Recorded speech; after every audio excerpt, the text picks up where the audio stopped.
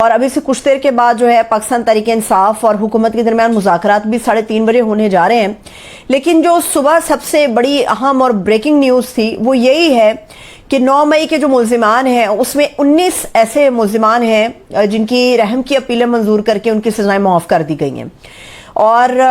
ان سزاؤں کو معاف کرنے کو بہت ساری چیزوں کے ساتھ جو ہے وہ پاکستان کے اندر لنک کیا جا رہا، خاص طور پہ جو امریکی حکومت کی تبدیلی ہے اور امریکی حکومت کی جو موقف کی تبدیلی ہے، نئی گورنمنٹ کی جو موقف کی تبدیلی ہے یا نئی گورنمنٹ کی جو آنے والی پالیسیز ہیں اس کے تناظر میں ان 9 مئی کے معاملات کو دیکھا جا رہا ہے. پہلے تو پاکستان میں یہ کہا جا رہا تھا کہ جی امریکہ کا پریشر ہے اور امریکہ اور پوری دنیا اس کے اوپر بات کر رہی ہے، یورپی یونین نے پاکستان کے اوپر بات کی ہے، امریکہ بات کر رہا ہے، برطانیہ بات کر رہا ہے. دنیا کے اندر تشویش ہے کہ جی ملٹری کورٹس کس طرح سے سویلینز کا ٹرائل کر سکتے ہیں اور ان کو سزائیں سنا سکتی ہیں. اور اس پورے پریشر کے بعد جب ملزمان کو اگین جو اگلا نمبر لگا تقریباً 60 کے قریب لوگوں کو سزائیں سنائی گئی، تو یہ پیغام پاکستان نے دینے کی کوشش کی جو حکومتی موقف ہے کہ جی ہم نے ایبسولوٹلی ناٹ کہہ دیا کہ ہم بیرونی مداخلت کو برداشت نہیں کریں گے. بیرونی مداخلت کسی طور برداشت نہیں کرنی چاہیے، لیکن جب آپ ایسے گروپس کا حصہ ہوں اور ان کے مرہون منت ہوں جو آپ کو سبسیڈائز کرتے ہیں، جو آپ کی چیزوں کو مارکیٹ تک رسائی فراہم کرتے ہیں اور آپ کے جو ہے وہ نان نفقہ کی وجہ بنتے ہیں، تو پھر ان کو آنکھیں دکھانا جو ہے وہ ناممکن ہو جاتا ہے. آج 9 مئی کے جو 19 ملزمان جن کی رحم کی اپیلیں منظور ہوئی ہیں، یہ بڑی خوشائند بات ہے، لیکن اس میں ابھی یہ دیکھنا باقی ہے کہ یہ وہ سارے لوگ تھے جن کی رحم کی اپیلیں منظور ہوئی ہیں، جن کی سزا 2 سال تھی اور ایک لمبے عرصے سے ملٹری کی قید میں حراست کے اندر یہ لوگ موجود تھے جن کا تعلق 9 مئی سے جوڑا جا رہا تھا. ابھی یہ دیکھنا باقی ہے کہ کتنے مہینوں کا ریلیف ان کو دیا گیا ہے یا کتنے مہینوں کی ان کی سزا معاف ہوئی ہے. کہنے کو تو 2 سال کا عرصہ تھا ان تمام لوگوں کا،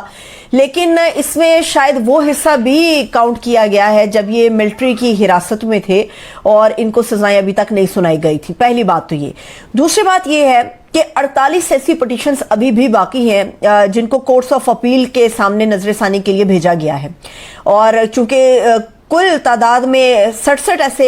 ملزمان تھے یا مجرم تھے 9 مئی کی جنہوں نے رحم کی اپیلیں دائر کی تھی، مگر 19 کو بھی یہ ان کی اپیلوں کو منظور کیا گیا. یہ ہمیں تسلیم کر لینا چاہیے کہ پاکستان کے اوپر دباؤ بڑا شدید ہے اور ہمیں کوئی ایسا کام نہیں کرنا چاہیے کہ جس میں ہمیں پیچھے جا کے ہزیمت کا سامنا دوبارہ سے کرنا پڑے. اگر کوئی یہ کہہ دے کہ نہیں جی رحم کی اپیلیں منظور ہوئی ہیں، اس میں ایک بہت بڑا فیکٹر عالمی دباؤ کا بھی ہے. اس میں بہت بڑا فیکٹر جو ہے وہ آئی ایم ایف کے ساتھ پاکستان کے آئندہ ہونے والے کچھ ہی ہفتوں کے اندر مذاکرات کا دور بھی ہوگا. اور آئی ایم ایف کے اندر سب سے زیادہ کنٹرول امریکہ کا ہے،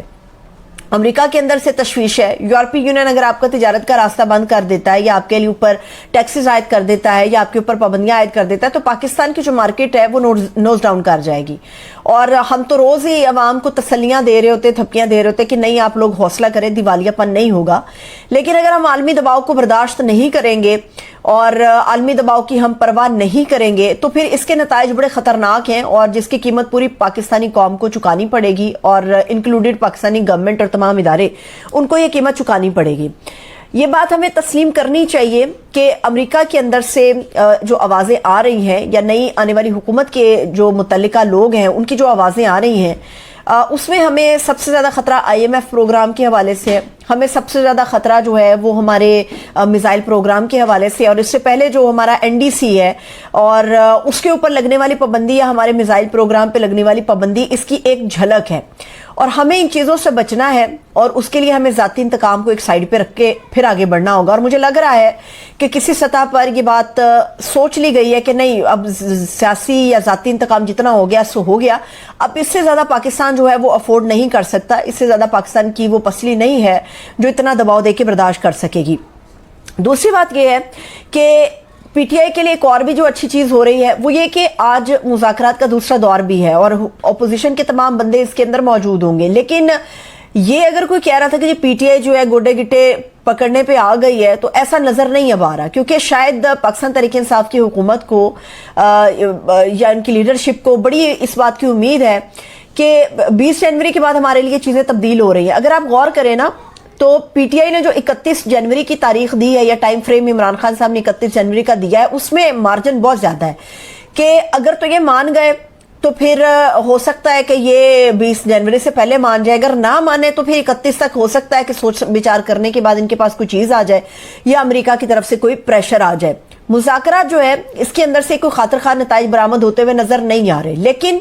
ये हमें याद रखना चाहिए कि इमरान खान साहब का ये जो एक मुतालबा है 9 मई के ऊपर जुडिशल कमीशन का और 26 नवंबर के मैस्केर के ऊपर, 9 मई के अंदर अगर तो चीजें तय पा जाती हैं मां सवाए इमरान खान साहब के, तो फिर ऐसा नजर आता है कि शायद 9 मई के अंदर जो जुडिशल कमीशन बनाने का मुतालबा है उससे पाकिस्तान तहरीक इंसाफ दस्तबरदार हो जाए।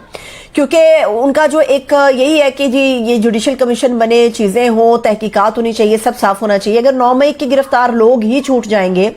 और उसमें मेरा ख्याल है फिर इमरान खान साहब को जरूरत महसूस नहीं होगी। लेकिन जहां तक जो सियासी कैदियों की रिहाई का मुतालबा है उसमें भी ऐसा लगता है पेशरफ्त हो सकती है, क्योंकि इसमें जो सबसे की प्लेयर है वो तो इमरान खान साहब है ना। इमरान खान साहब के हवाले से चीज़ें बहुत पॉजिटिवली आगे बढ़ रही हैं और ये कह देना कि जी इमरान खान साहब जनवरी, फरवरी या मार्च में निकल आएंगे, ये कबल वक्त होगा। और मैं हमेशा मुखालफत करती रही हूँ इस बात की कि कभी ये नहीं कहना चाहिए जी किस महीने में खान साहब निकलेंगे, वो महीना इमरान खान साहब पे ज़्यादा सख्त हो जाता है। चीज़ें इसलिए अच्छी होने जा रही हैं कि 8 जनवरी को इंसानी हुकूक कमेटी के जो लोग हैं वो डयाला जेल का दौरा करने जा रहे हैं, जिसमें जो पीटीआई का एक स्टांस रहा है और अब भी मौजूद है कि इमरान खान साहब के साथ ज्यादती होती है। इमरान खान साहब को उनके डेजिग्नेशन, उनके जो एक्स डेजिग्नेशन था उनका, उसके हिसाब से या उस पोस्ट के हिसाब से इमरान खान साहब को ट्रीट नहीं किया जाता। और इमरान खान साहब को जो रवैया उनके साथ इख्तियार किया गया, जैसे उन्हें कैद तन्हाई में रखा गया है, किसी को उनसे बात करने की इजाजत नहीं है, तो ये इंसानी हुकूक के बेसिकली खिलाफ वर्जी है। 8 जनवरी को पूरे पाकिस्तान को या पूरी दुनिया को इमरान खान साहब से मुतालिक सुनने के लिए, देखने के लिए बहुत कुछ मिलेगा। उसकी वजह यह है कि जब ये इंसानी हुकूक कमेटी जाएगी वहां पर डयाला जेल का दौरा करेगी, दीगर कैदियों से भी मुलाकात करेगी, खान साहब के भी बैरक का वहां पर जाकर जायजा लिया जाएगा, उनके सेल का जायजा, उनकी सफाई सुथराई, खाना पीना सब देखा जाएगा। तो इसमें इमरान खान साहब के बहुत ही दरीना साथी भी इस विजिट का हिस्सा बनेंगे, आमिर डोगर साहब। और आमिर डोगर साहब जब साथ जाएंगे तो इसमें कोई शुबा नहीं है कि चीजें जो हैं वो गलत तरीके से आएंगी, वो बिल्कुल दुरुस्त बात करेंगे जो इमरान खान साहब के हवाले से वो देखेंगे। और ये ऐन मुमकिन है कि इमरान खान साहब जो है वो डयाला जेल में बहुत कम अरसा उनका शायद रह गया हो, कहीं ना कहीं किसी ना किसी सतह पर चीजें जो हैं वो तय हो जाएंगी। क्योंकि जो आलमी दबाव बढ़ रहा है या खित्ते में जो जंग की सूरत हाल पैदा हो रही है उसमें हमारे जो इदारे हैं वो अंदरूनी महाजराई जो है वो ज्यादा देर तक अब नहीं कर सकते और जाती इंतकाम से हटके अब बैरूनी महाज को फोकस करना जो है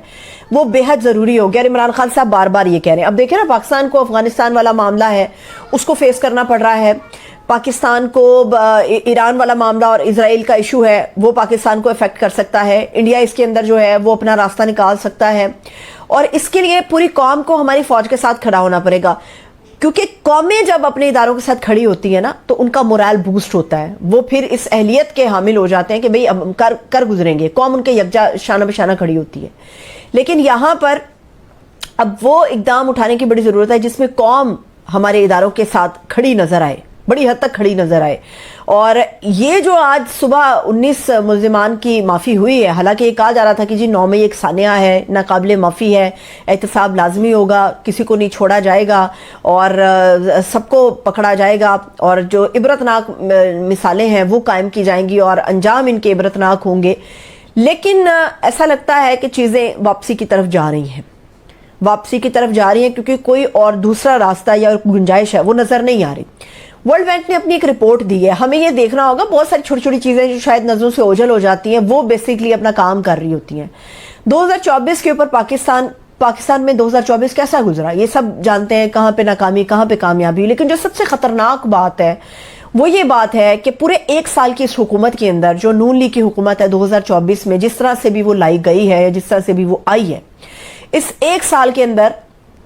जो पाकिस्तान की आबादी है वो तकरीबन 1 करोड़ 30 लाख लोग ऐसे हैं जो और भी गुर्बत के नीचे चले गए हैं।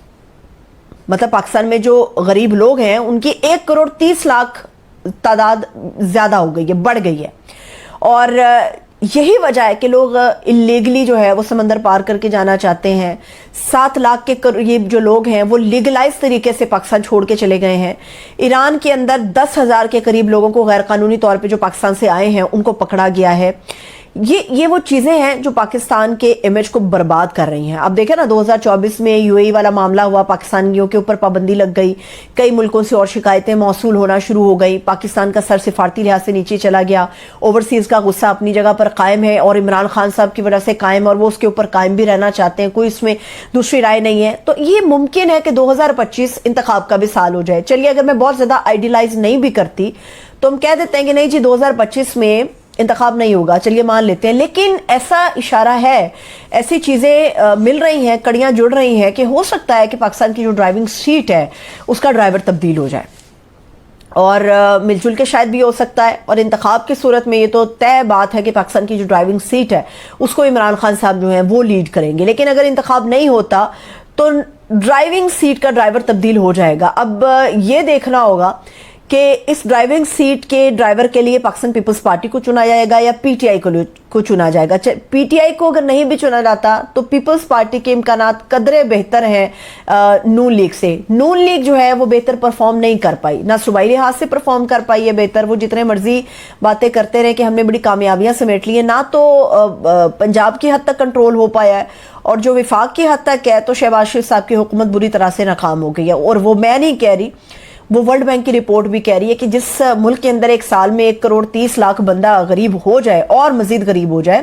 تو وہاں پر اگر آپ اسی گورنمنٹ کو 5 سال پورے کرنے دیتے ہیں تو پاکستان کا تو پھر وہ کیما نکل جائے گا, ساری ہوا نکل جائے گی, بندر قطرہ تک نہیں بچے گا جس کو نچوڑا جا سکے. عوام مزید ٹیکس نہیں دے سکتی اور یہ حکومت اس چیز کی اہل نہیں ہے کہ مزید آگے کام کر سکے. اب دیکھتے ہیں